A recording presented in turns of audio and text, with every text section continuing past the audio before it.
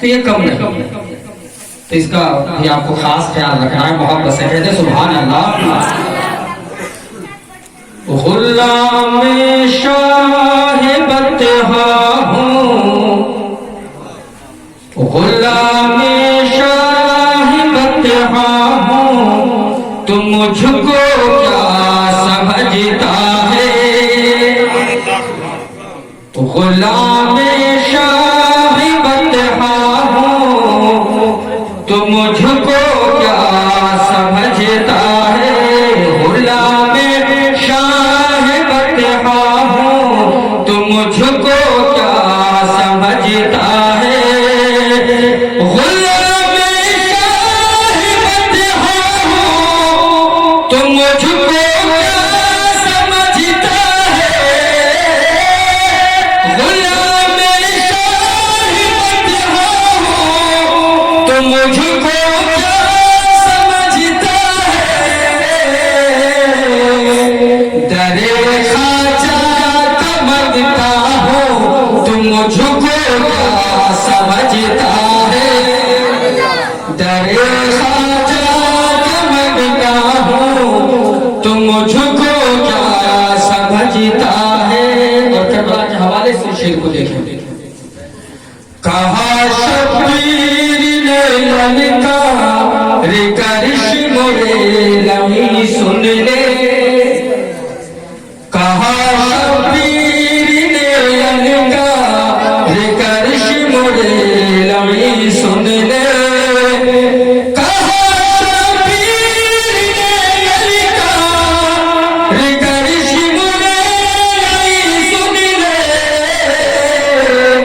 علی حیدر کا بیٹا ہوں، علی حیدر کا بیٹا ہوں، تو مجھ کو کیا سمجھتا ہے، علی حیدر کا بیٹا ہوں، تو مجھ کو کیا سمجھتا ہے۔ اور اس شعر کو دیکھیں حالات کے تناظر میں، دنیا یہ کہتی ہے مسلمان کو ہندوستان میں رہنے کا سی اور این آر سی کا طرح طرح کی پابندیاں لگاتی ہے، اس حوالے سے شعر کو پڑھتا ہوں، محبت سے کہتے سبحان اللہ، زور سے بولے نا سبحان اللہ۔ ایسا ہی نہیں کہ میں منگل گرہ سے آئی، پرتھوی میں رہنے والا ہی ایک پرانی، ہمیں جی لگا کہ کہیں یا رسول اللہ۔ اب اس شعر کو دیکھیں، لگانے زور چاہے ہند سے میں جا نہیں سکتا، لگانے زور چاہے ہند سے میں جا نہیں سکتا،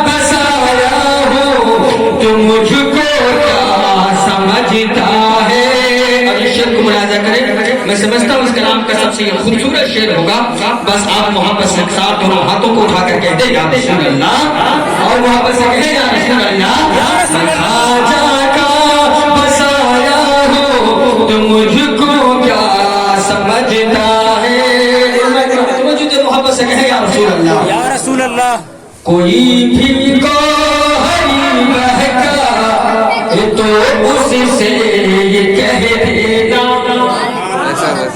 کوئی بھی گوہری بہکا تو اس سے یہ کہہ دینا، کوئی بھی گوہری بہکا تو اس سے یہ کہہ دینا، میں حافظ کا دیوانہ ہوں، میں حافظ کا دیوانہ ہوں، تو مجھ کو کیا سمجھتا ہے،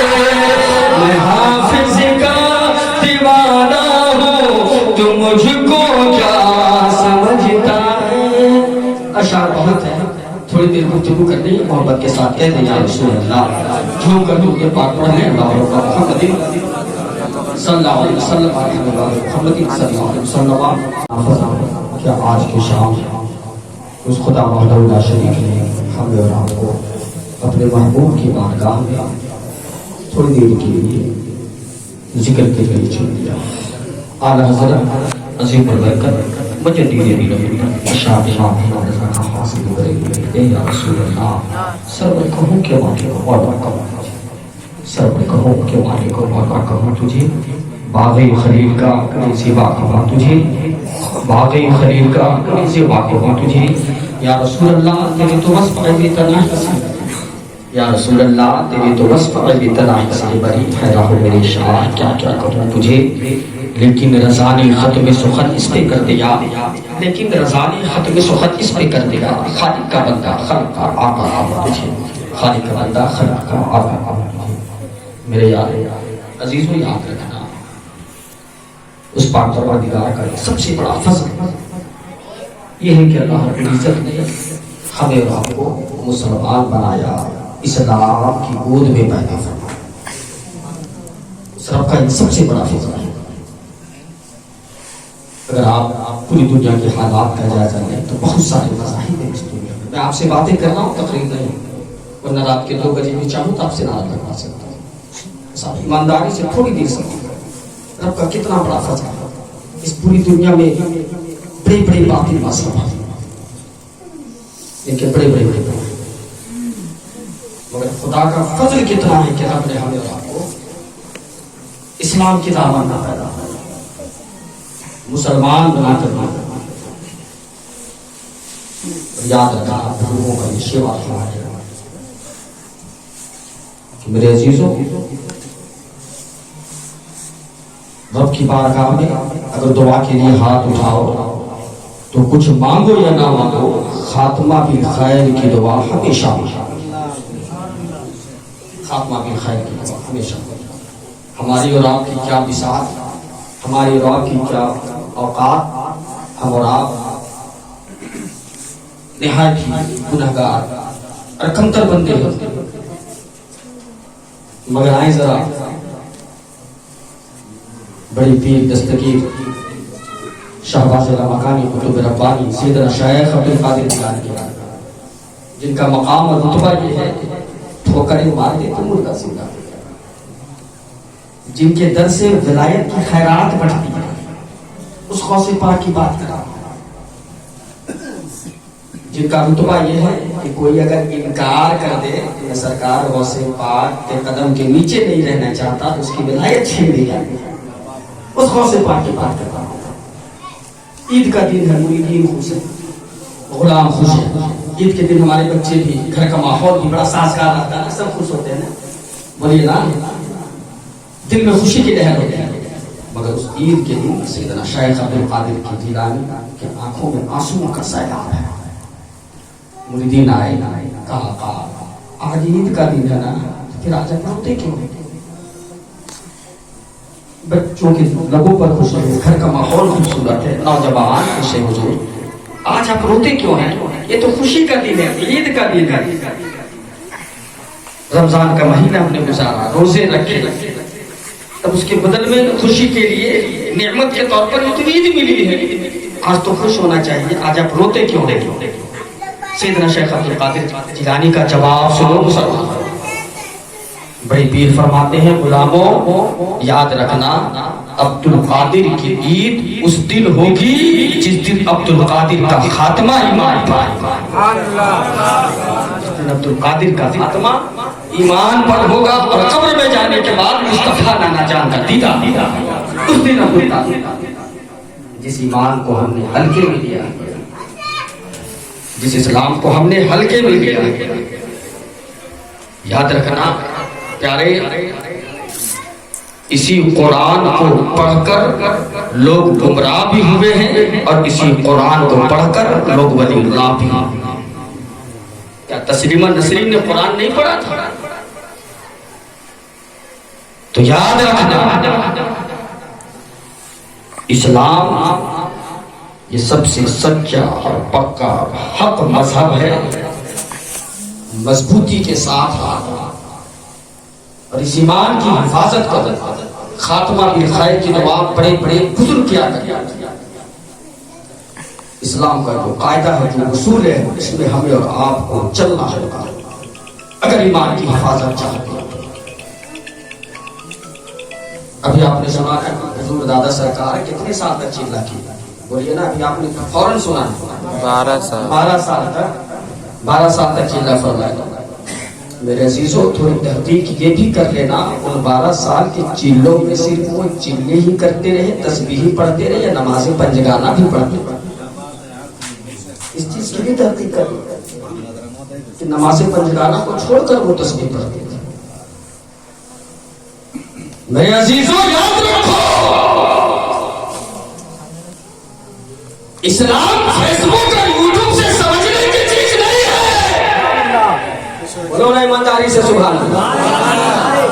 اسلام فیس بک اور یوٹیوب سے نہیں سمجھا جا سکتا۔ اسلام کو سمجھنا ہے، بزرگوں کے عمل میں آ جاؤ۔ اسلام کو سمجھنا ہے، دیوریا کے شہزادوں کے دامن میں محبت میں نپٹ جاؤ۔ اسلام کو سمجھ جاؤ۔ اسلام یوٹیوب سے سمجھنے کی چیز نہیں ہے۔ نہ فیس بکیا مولانا بنو، نہ فیس بکیا عوام بنو۔ میں نے آیت کریمہ کی تلاوت کی، بولی اللہ جمیعا ایھا المؤمنون۔ سرکار غوث اعظم کا فرمان غوث اعظم نے فرمایا جب انسان توبہ کرتا ہے تو توبہ کی قبولیت کیا ہے؟ قبولیت کیا ہے؟ سرکار غوث اعظم کا فرمان سنا، اپنی کوئی بات نہیں، کیونکہ سرکار غوث اعظم فرماتے ہیں کہ جب انسان توبہ کرتا ہے تو توبہ کی یہ پہلی توبہ یہ ہے کہ توبہ کرنے کے بعد انسان کی زبان گناہ سے رک جائے۔ پہلی شے گناہ سے رک جاتی ہے۔ یعنی اس میں دیکھو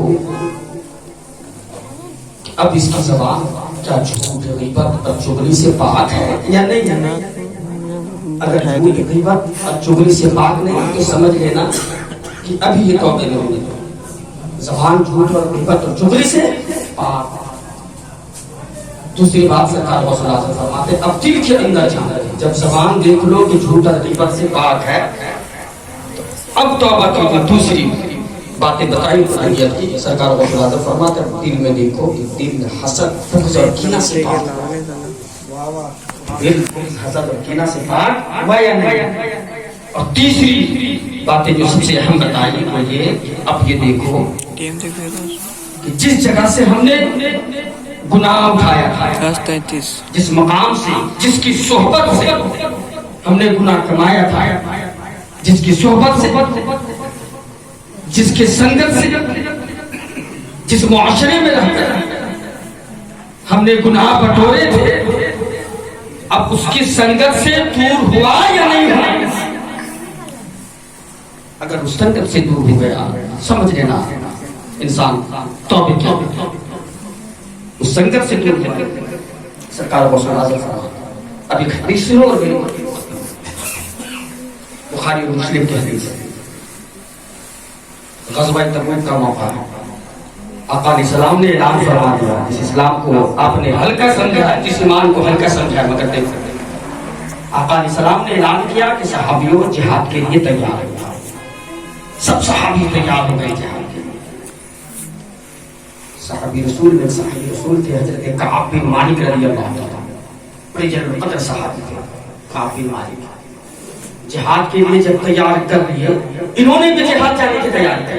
جہاد جانے کے سارے ساز و سامان، غزوہ تبوک میں جانا تھا، کفاروں سے جنگ ہونی تھی، سارے سامان کو انہوں نے اکٹھا کر لیا، ہمیں جنگ میں جانا ہے۔ مگر جب گھر پہنچے تو دیکھا فصلیں ہری بھری ہو چکی ہے، کھیتیوں کو کاٹنے کا وقت ہے، پھل لگ چکے ہیں، پھلوں کو نکالنے کا وقت ہے، مارکیٹنگ کرنے کا وقت ہے، اب کیا کریں؟ یہ سوچتے رہ گئے۔ تھوڑی دیر کے لیے دنیا کی محبت غالب آ گئی، حضرت کعب تھوڑی دیر وہ رک گئے، سارے صحابہ جہاد پر چلے گئے۔ سارے صحابہ اور یہ نا جہاد پہ چلے گئے. حضرت کعب بن مالک رک گئے.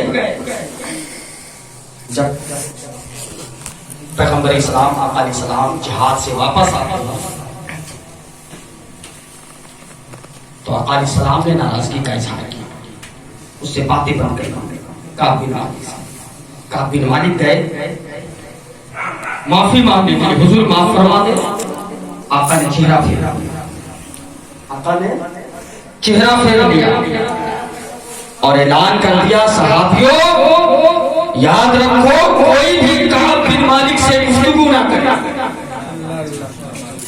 کعب بن مالک سے کوئی گفتگو نہ کرے. یہ نمازیں پڑھنے میں جائے تو کوئی اس سے باتیں نہ کرے. بتاؤ کیا کعب بن مالک نے معاذ اللہ میرے اندر ہمت نہیں کہ جملہ استعمال کر سکتا. کعب بن مالک ابھی دامن اسلام میں ہے. کعب بن مالک دامن اسلام میں تھے. کعب بن مالک نے قرآن کو نہیں جھٹلایا تھا.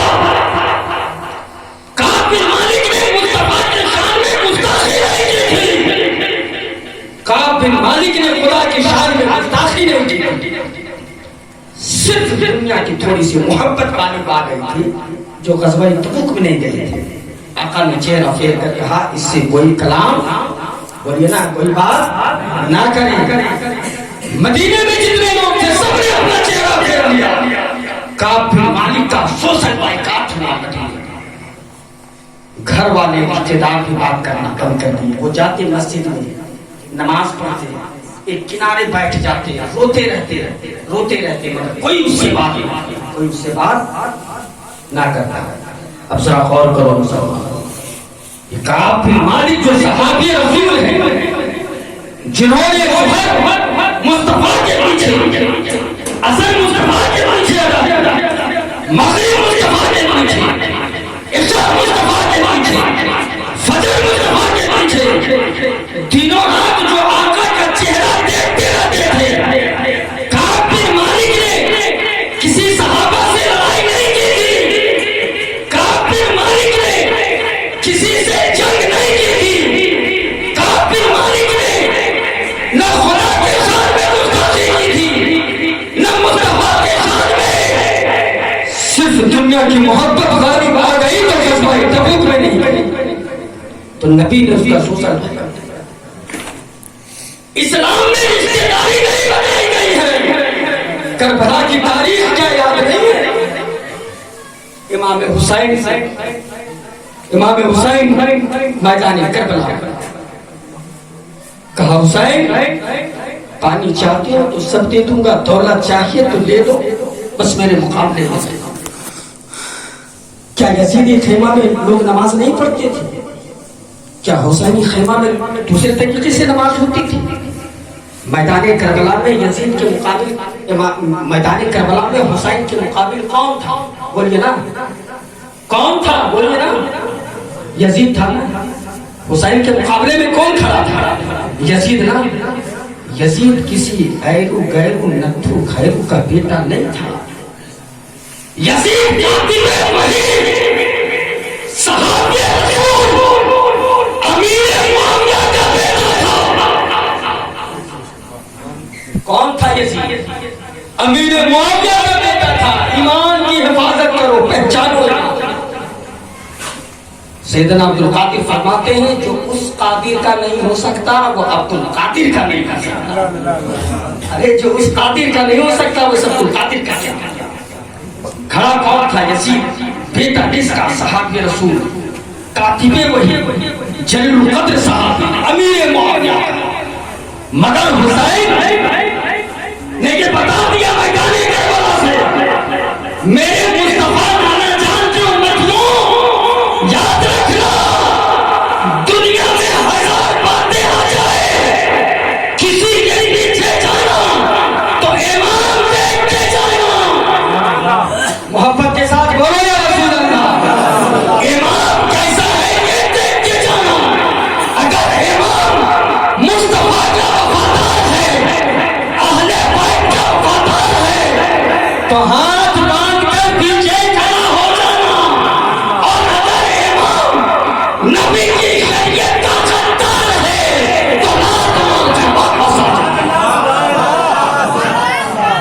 نبی نے یہ بتا دیا، حسین نے یہ بتا دیا۔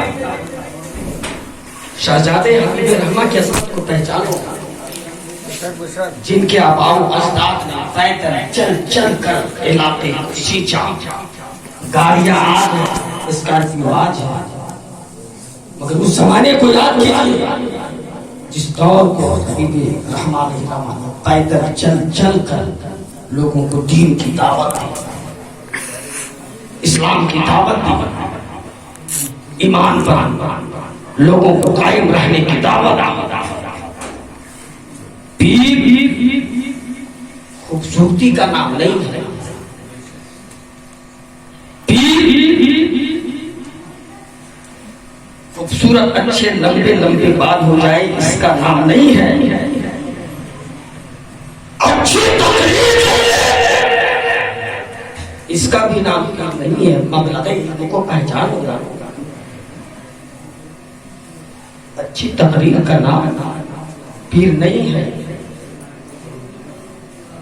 خوبصورت یا اچھے لباس پہن لینا یہ پیر کی پہچان نہیں ہے۔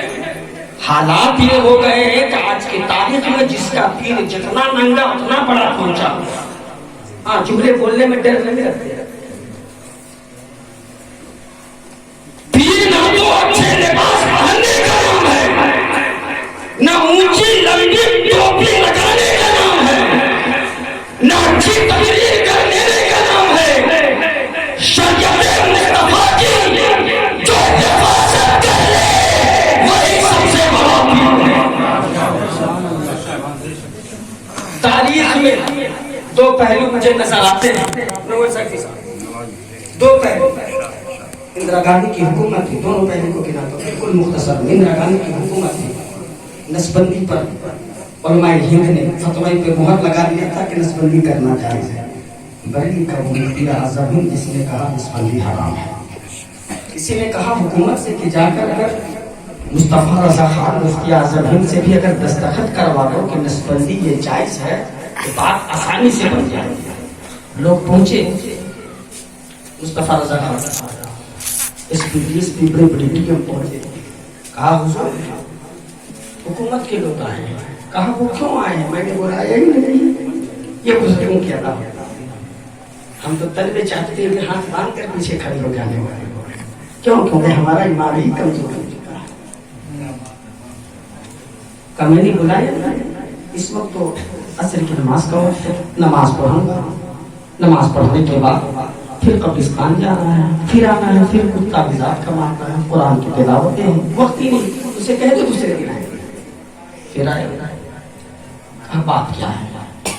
کا معاملہ یہ ہے کہ حکومت کی طرف سے یہ فرمان ہے کہ آپ نے جو نسبندی پہ فتویٰ دیا ہے کہ یہ حرام ہے، اسے بدل ڈالو، اسے بولیے نا بدل ڈالو۔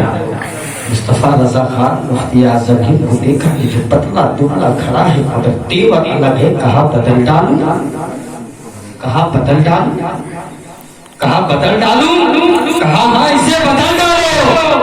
مفتی اعظم نے کہا یہ بریلی ہے، بریلی، یہاں ڈالر ریال میں فتوے نہیں ملتے، بولیے نا، یہاں ڈالروں میں فتوے نہیں ملتے، یہ مصطفیٰ رضا خان کا کرم ہے، ایک بار چل گیا تو چل گیا، فتویٰ تو نہیں بدلے گا، کہو تو تمہاری حکومت بدلے گا، کہو تو تمہاری حکومت بدلے گا۔ تاریخ کا دوسرا سرزمین دیوریا، دیوریا کی زمین، رات کی تنہائی میں فون کر شہزادے حبیب رحمہ کو دھمکی دی جاتی ہے کہ بیان بدل ڈالو۔ جب نہیں لگتا میں بولے نا محبت سے، شریعت کی بات ہے، حق بات جو چھپائے گا بروز محشر آقا فرماتے ہیں اس کی زبان آگ کی کینچی سے کاٹی جائے گی۔ میں اپنے ذمہ مصیبت کیوں مول ہوں یار؟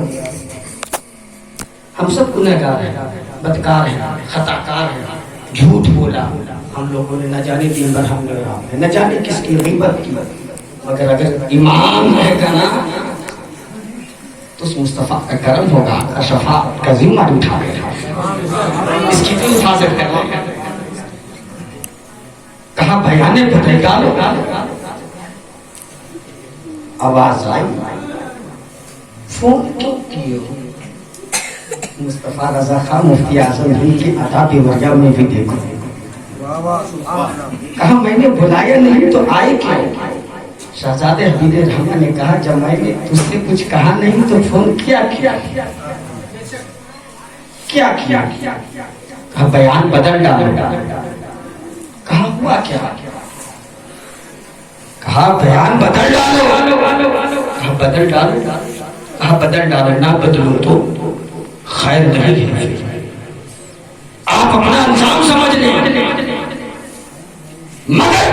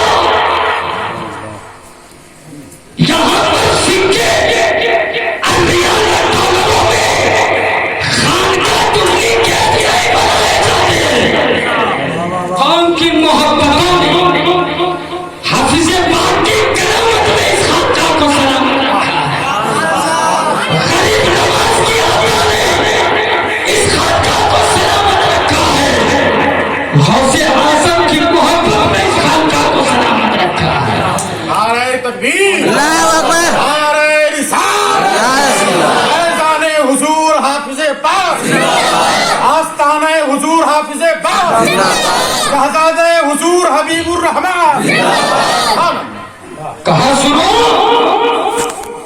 یہ خاجہ کا کرم غوث اعظم کے روحانی فائز کا نام حافظ پاک ہے حافظ پاک کی کرم شہزادہ حبیب رحمان ہے شہزادہ حبیب رحمان کی زبان بہت تھی یہاں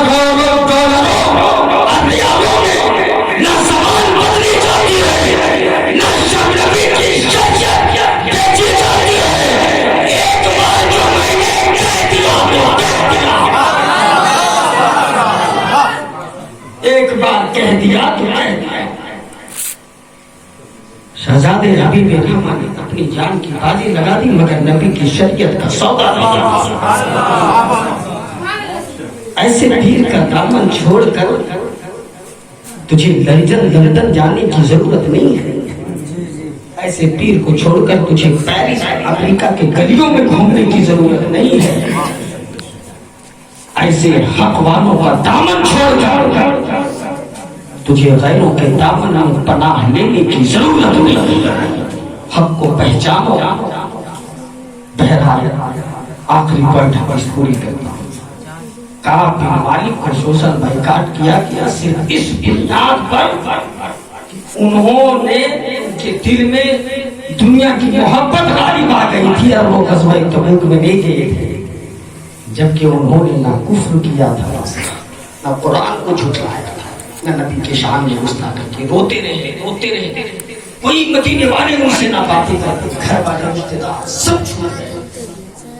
40 سے 50 دن کا عرصہ ہو گیا 40 سے 50 دن بالآخر جب اتنے دن ہو گئے نا تو اس وقت شاہ غسان کو جب یہ خبر لگی کہ مصطفیٰ نے کعب بن مالک کو بائیکاٹ کر دیا ہے تو میں موقع کا فائدہ اٹھا غسان کے بادشاہ نے قاصد کو بھیجا خط لکھا خط کا مضمون یہ تھا کہ کعب بن مالک تجھے تیرے محمد نے الگ کر دیا ہے تیرے گھر والوں نے تجھے بائیکاٹ کر دیا ہے تجھے تیرے رشتہ داروں نے الگ کر دیا ہے مدینے والے تجھ سے بات نہیں کرتے لوگ تیری عظمت کو نہیں سمجھ رہے ہیں تم میرے مذہب میں آ جاؤ میرے ساتھ آ جاؤ تجھے قدر و منزلت جو ملنی تھی جو رتبہ جو عہدہ تجھے ملنا تھا وہ میں دوں گا آج کا انسان ہوتا تو پہنچ جاتا آقا نے اسی زمانے کے لیے کہا تھا لوگوں یاد رکھنا مطلب ایک وہ زمانہ آئے گا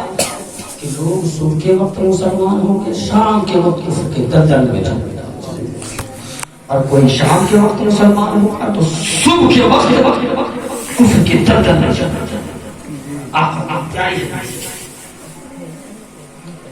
جب حسان بادشاہ کا خط اور جب قاصد وہاں کھڑا ہے پڑھا حضرت کعب بن مالک نے کہ کہا اگر تو اپنی قدر و منزلت کو پانا چاہتا ہے عہدے کو پانا چاہتا ہے تیرے پیچھے تیرے مصطفیٰ نے بائیکاٹ کیا ہے الگ کر دیا ہے وہ باتیں نہیں کرتے ہیں تو میری دامن میں آ جا میرے ساتھ ہو تجھے جو چاہیے وہ یہ لگے میرے قاصد کے ساتھ کعب بن مالک رونے لگے گنگنانے لگے اور دل سے آوازیں آتی تھی یا رسول اللہ آپ مجھ سے بات نہیں کرتے آپ مجھ سے اٹھ گئے تو غیر بھی اب میری ایمانداری پہ شک کرنے لگ گیا ہے غیر بھی مجھے اب اپنا سمجھنے لگا ہے غیر بھی چاہتا ہے کہ میں اس کے پاس آ جاؤں مگر چاہے حسان یاد رکھو نبی بات کرے یا نہ کرے میں نے جو مصطفیٰ کے ہاتھ میں ہاتھ لے کر میں جو اپنی زندگی لگا دیا ہوں جان چلی جائے مصطفیٰ کے ساتھ کبھی بے وفائی نہیں کر سکتا جان چلی جائے نبی کے ساتھ کبھی غداری نہیں کر سکتا جب دل سے یہ آواز نکلی ہے نا تو اللہ نے ان کی توبہ قبول کر لیا ان کے شان میں آیت توبہ کہا میں غداری نہیں کر سکتا آقا بات نہیں کر رہے روٹ گئے ہیں مگر وہ یہ سوچ رہے ہیں کہ میں ان کا ہو جاؤں گا جب تک بکے نہ تھے تو کوئی پوچھتا نہ تھا جب تک بکے نہ تھے تو کوئی پوچھتا نہ تھا یا رسول اللہ تم نے خرید کر ہمیں انمول کر دیا یہ دامن مصطفیٰ کے دامن میں جا کے لگ چکا ہے یہ ہاتھ میں نے مصطفیٰ کے ہاتھ میں رکھ کر کلمہ پڑھا ہے بھلا میں ایمان کا سودا کیوں کروں یاد رکھو کوئی مصطفیٰ کو دیکھ کر بھی ابھی جہل رہ گیا کوئی نبی کو دیکھ کر بھی ابو جہل رہ گیا کوئی بن دیکھے ہوے سے کرنی ہو گیا کوئی بن دیکھے ہوے سے کرنی ہو گیا یہ ایمان کا جذبہ تھا یہ نبی کی محبت تھی جب ایمان مضبوط ہوتا ہے تو 18 سال کا محمد بن قاسم بھی ہندوستان میں آ کر اسلام کا پرچم لہرا جاتا ہے اور جب ایمان کمزور ہوتا ہے تو پھر